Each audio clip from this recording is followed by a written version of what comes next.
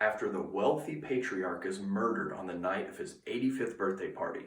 A quirky detective with a bad accent must investigate and find out if any of the man's unbearable children are responsible for the death.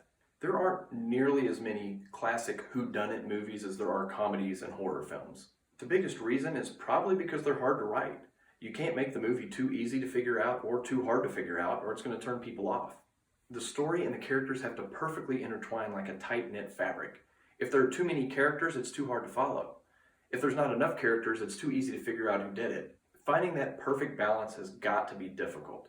And that's probably the reason a lot of writers and directors say, screw it, I'm going to write a comedy or a slasher movie where we just kill a bunch of teenagers.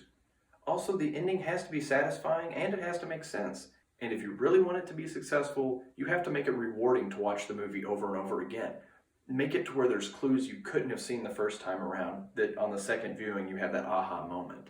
But the writer-director Rian Johnson was up to the task and he pulled it off perfectly. Knives Out is full of very interesting characters who are easy to sympathize with.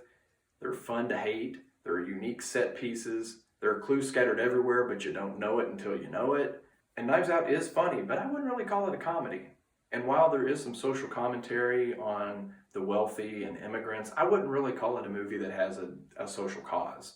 But of course the standout of the movie is Daniel Craig as Benoit Blanc, who is the eccentric detective with a southern drawl who is either a complete genius or wasting everybody's time. And I'm not the only one who thinks that character is a lot of fun. And while Knives Out wraps up perfectly with a nice, neat little bow, the character of Benoit Blanc is so well beloved that writer-director Rian Johnson has decided to write more movies where Benoit Blanc solves other crimes. Now, usually I'm against unneeded sequels and unnecessary spin-offs, but I like Knives Out so much I'm very excited to see what Benoit Blanc does next.